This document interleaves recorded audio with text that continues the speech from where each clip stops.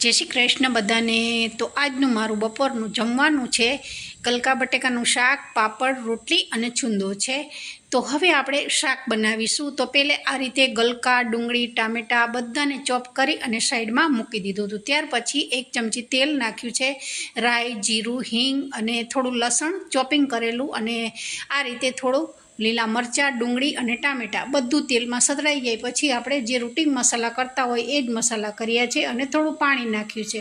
પાણી નાખી મીઠું નાખી અને લગભગ આપણે હવે આને ચડવા દઈશું।